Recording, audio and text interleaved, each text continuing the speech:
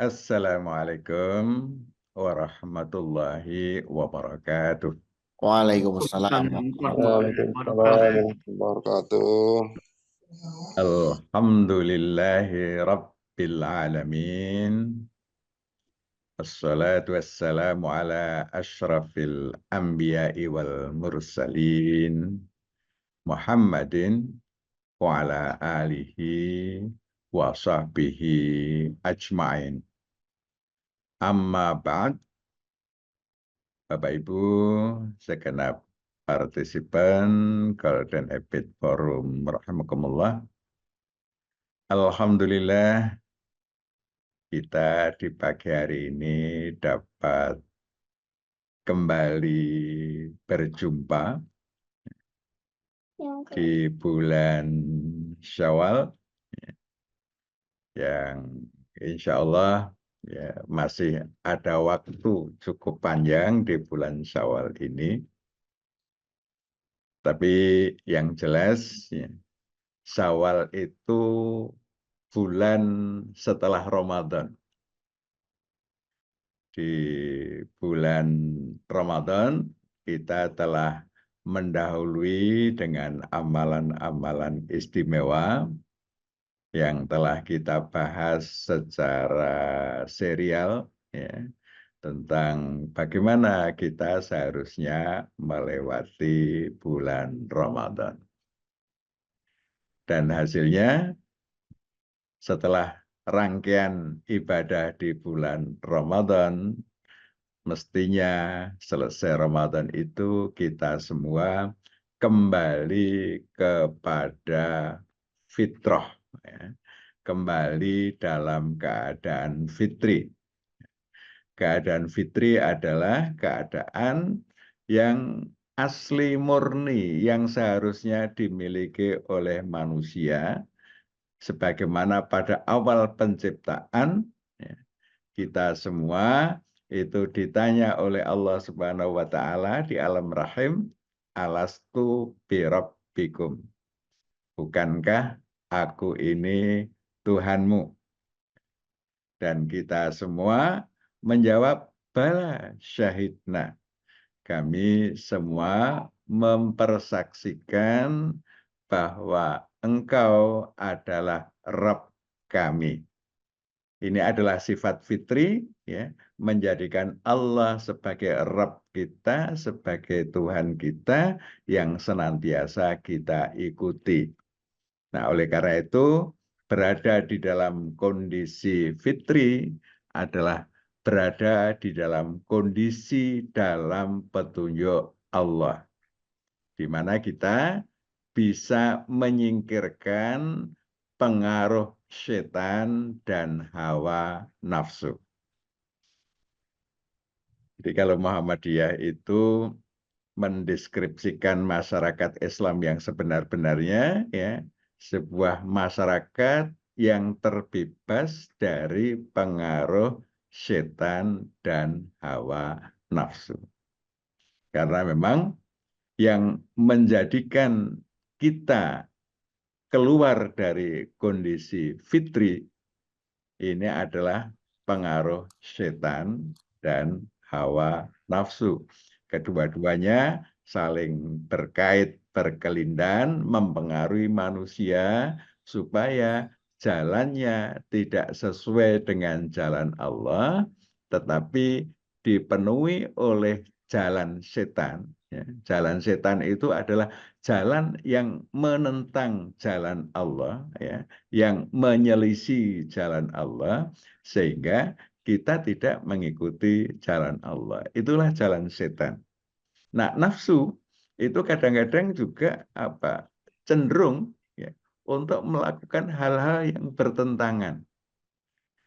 Bahkan Allah Subhanahu wa taala itu menunjukkan kepada kita bahwa banyak orang yang menjadikan nafsunya, hawanya sebagai sesembahan, sebagai ilah. Ya. Afara'aita manittakhadha ilahahu hawa. tahukah kamu bahwa banyak di antara manusia yang menjadikan hawa nafsunya sebagai ilahnya. Hawa nafsu itu seharusnya menjadi instrumen kemanusiaan sehingga dia dapat menjalani kehidupan sebagai manusia dengan baik. Nah, dia kemudian dinaikkan derajatnya menjadi ilah. Ya, contohnya, kita kan memiliki nafsu yang kita jaga selama Ramadan, ya. Ada nafsu makan, ada nafsu seksual, ya. Itu kan selama Ramadan kita kendalikan sedemikian rupa sehingga meskipun penyalurannya itu sesuai syar'i, tapi tidak boleh dilakukan di siang hari. Jadi siang hari kita mestinya boleh makan, ya boleh makan. Tetapi dalam puasa, maka kita harus menahan makan di siang hari. Ya. Hubungan seksual suami istri itu boleh, tetapi dengan puasa kita harus menjaga di siang hari kita tidak melakukan. Itu artinya kita apa? Kita menjaga nafsu kita supaya benar-benar sesuai dengan petunjuk Allah. Nah, ketika nafsu makan itu kemudian mengabaikan petunjuk Allah, sehingga yang haram juga dimakan, yang didapatkan dengan cara yang tidak benar juga dimakan, maka nafsu makan ini telah naik derajat menjadi ilah. Ya. Karena untuk menyalurkan nafsu itu, ya, itu mengabaikan petunjuk-petunjuk Allah. Allah menunjukkan makan harus halal. Ya. Tapi kok kemudian memilih yang tidak halal? Berarti dia telah melakukan peningkatan derajat nafsu yang seharusnya disalurkan sesuai petunjuk Allah, dia mengabaikan petunjuk Allah. Maka nafsu makan telah meningkat derajatnya menjadi ilah. Demikian juga nafsu seksual. Ya. Ramadan kita dilatih demikian rupa. Meskipun hubungan suami istri itu halal, tetapi siang hari kita harus tahan, tidak melakukannya. Ya. Nah, jadi kita harus mengendalikan nafsu itu. Ya. Dan di luar Ramadan, kita boleh melakukan siang atau malam, boleh. Tetapi Allah telah mengatur, ya, nafsu seksual itu hanya boleh disalurkan kepada pasangan yang sah, yang terikat dengan tali pernikahan. Nah, kalau ada orang-orang yang melakukan hubungan seksual kepada yang tidak terikat dengan hubungan pernikahan, maka dia telah menjadikan hubungan seksualnya itu naik derajat, ya, sehingga nafsu seksualnya telah naik tingkat, ya, menjadi ilah. Inilah yang digambarkan Allah, afara'aita manittakhadha ilahahu hawa. Inilah kondisi fitri yang seharusnya menjadi kondisi kita. Nafsu itu instrumen kemanusiaan. Dengan nafsu makan, kita akan dapat menjaga tubuh kita tetap sehat, sehingga kita bisa menjalani tugas-tugas kekhalifahan di muka bumi ini dengan baik. Itu fungsi nafsu makan. Coba kalau kita tidak mendapatkan nafsu makan, maka kita akan mudah sakit, ya, akan mudah gangguan kesehatan. Karena apa? Karena makan itu ya menjadi sesuatu yang sulit ketika kita tidak punya nafsu makan. Nah, dengan nafsu makan ini kita akan terjaga. Nah, kemudian nafsu seksual itu berfungsi untuk apa? Mengembangkan keturunan. Ya. Sehingga dengan nafsu seksual itu mengembangkan keturunan menjadi sesuatu yang indah. Tapi tetap kita jalani sesuai dengan petunjuk-petunjuk Allah. Inilah sifat fitri yang seharusnya di Idul Fitri ini kita sudah kembali ke sana. Kalau sebelumnya mungkin sempat tergoda ya, untuk menjadikan nafsu itu memiliki pengaruh yang melebihi pengaruh Allah. Ya. Kemudian juga pengaruh setan itu masuk ke dalam diri kita. Nah, ini kita singkirkan. Sehingga kita terlepas dari pengaruh setan dan hawa nafsu. Sepenuhnya kita menjalani hidup ini dalam kefitrian.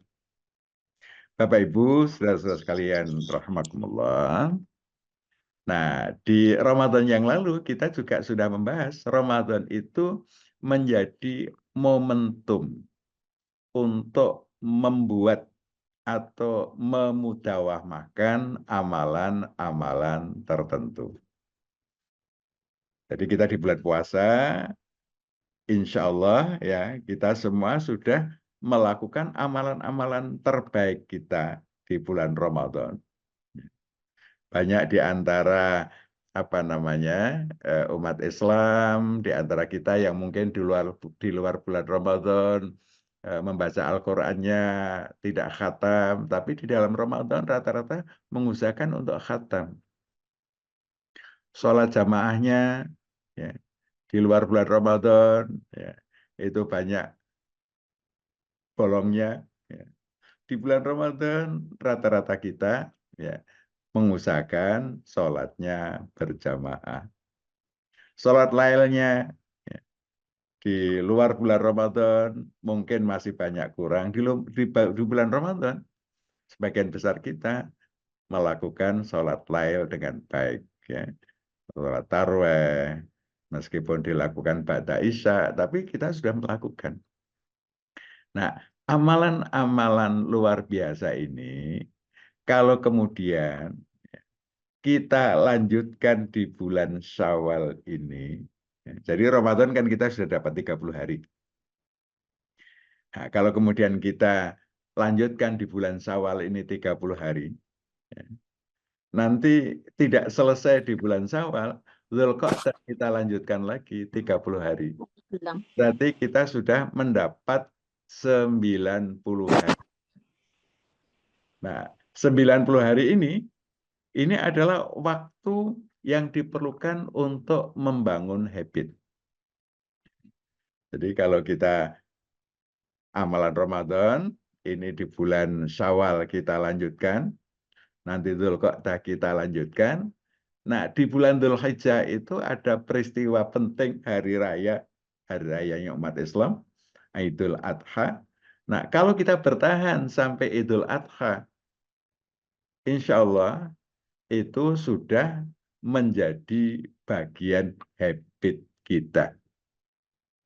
Jadi momentum kelembaman, ya, kalau dalam teori fisika itu, kalau kita sudah melakukan sesuatu, ya sudah berputar, maka menjaga putaran itu lebih mudah daripada kita menghentikan putaran itu. Jadi putaran Ramadan yang sudah menggelinding dengan baik ini kita jaga di bulan Syawal itu lebih mudah sebenarnya daripada kita menghentikannya. Tapi banyak kemudian menghentikan ya sudah berhenti. Ya. Jadi kalau kita bisa menjaga putaran itu berlangsung di bulan Ramadan, di bulan Syawal ini, selanjutnya nanti di bulan Dzulqa'dah, maka kita akan mendapatkan amalan mudawamah. Amalan yang menjadi habit. Nah, mari Bapak sekalian, Bapak Ibu, ya, kita upayakan ya, amalan-amalan baik kita di bulan Ramadan kita lanjutkan ya, dan kita bertahan sampai bulan Dzulqa'dah dan nanti sampai ke hari raya Kurban. Insya Allah ini akan menjadi amalan istimewa ya, karena mudawamah. Khairul amali atwamuh wangkol. Sebaik-baik amalan adalah amalan yang paling mudawamah, meskipun sedikit. Nah, saya kira amalan Ramadan kita bukan sedikit, ya, ngajinya, sholat jamaahnya, sholat tahajudnya, sholat duhanya. Ini kalau bisa kemudian kita mudawamahkan, ya, ini insya Allah, ya, ini akan menjadi modal penting kita. Ini Bapak sekalian, ya, jadi di bulan Syawal ini amalan penting adalah membangun mudawamah, melanjutkan apa yang kita lakukan di bulan Ramadan. Selanjutnya, masih ada juga amalan-amalan yang spesifik, ya, spesifik di bulan Syawal. Nah, ini saya ambilkan hadis, ya, tentang amalan yang di bulan Syawal ini menjadi amalan yang istimewa tentang puasa Syawal. Dari Abi Ayyub Al-Ansori radhiyallahu an, ya, bahwasanya Rasulullah sallallahu alaihi wasallam bersabda, "Man shoma Ramadan, tsumma atba'ahu sittan min Syawal, kana kasyamid dahri." Hadis riwayat jamaah, ya. Artinya, barang siapa sudah melakukan puasa Ramadan, artinya melakukan puasa Ramadan, ya, selama 1 bulan, kemudian menambahkan dengan puasa 6 hari di bulan Syawal, maka seolah-olah ia telah melaksanakan puasa sepanjang masa. Ya. Ini luar biasa ini Bapak Ibu sekalian. Ya. Jadi puasa Ramadan, ya, ditambah puasa 6 hari, ya, itu seakan-akan puasa sepanjang masa. Setahun penuh mungkin maksudnya itu. Karena hitung-hitungannya, ya, itu kan lipat 10. Ramadan kalau 30 lipat 10 sudah 300. 6 lipat 10, 60. Berarti 60. Berarti 360 hari, 1 bulan. Bulan di bilangan Hijriah itu kan tidak sampai 365. Ya. Jadi hanya sekitar berapa? 350-an 4, Pak, ya. Ya, itu bilangan. Sehingga sudah menutupi. Sehingga puasa di bulan Syawal ini adalah puasa yang perlu kita perjuangkan untuk bisa kita amalkan. Sehingga ini sudah seakan-akan puasa sepanjang tahun. Jadi kalau ini kita amalkan setiap tahun kita di bulan Syawal, ya, Ramadan lanjut Syawal, nah itu seakan-akan qasyamud dahri, puasa sepanjang masa. Setiap Ramadan puasa tambah Syawal 6, ya, itu seperti puasa sepanjang masa.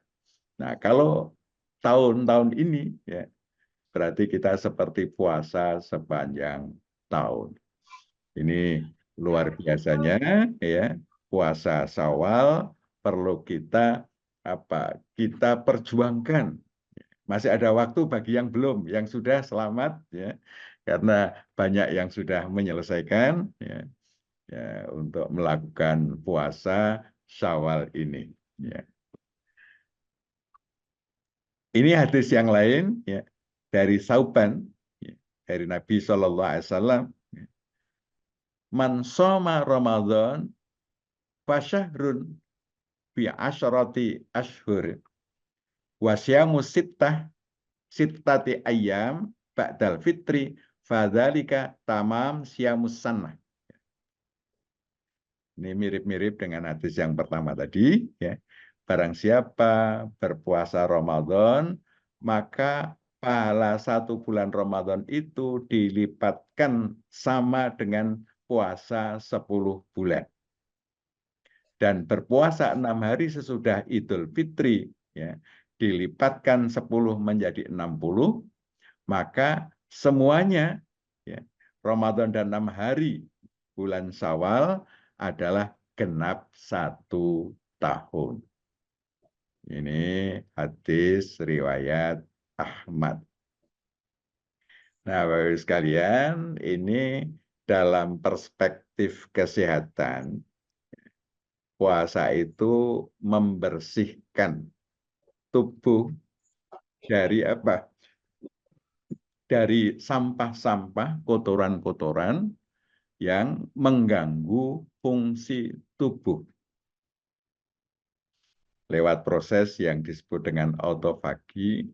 Maka dengan melakukan puasa Ramadan dan Syawal, ini proses detoksifikasinya menjadi lebih sempurna dalam perspektif kesehatan. Dan yang penting, ya, ini kalau bisa kita amalkan, ya, kalau kita bisa melaksanakan puasa Ramadan, puasa Syawal itu kecil. Karena tidak seberat Ramadan. Ramadan tiap hari, ya. Syawal ini bisa dilakukan berturut-turut, boleh selang-seling. Ya. Yang penting masih kita lakukan di bulan Syawal. Bulan Syawal antara 29 hari. Ya. Nah, kalau kita ambil 6 hari dikurang Idul Fitri kita nggak boleh puasa. Ya, nggak boleh puasa. Ya. Nah, ini cukup waktu buat kita mengambil waktu bulan Syawal untuk melakukan puasa 6 hari. Karena itu, Bapak-Ibu sekalian, mari kita perjuangkan bagi yang belum selesai. Masih ada waktu, yang sudah selesai selamat. Mudah-mudahan kita termasuk yang dapat mengamalkan dengan sebaik-baiknya.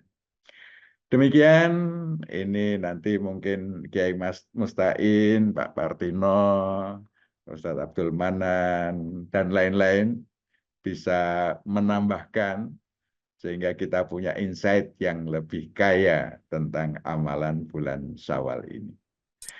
Terima kasih. Hadanallah yakum ajma'in. Assalamualaikum warahmatullahi wabarakatuh.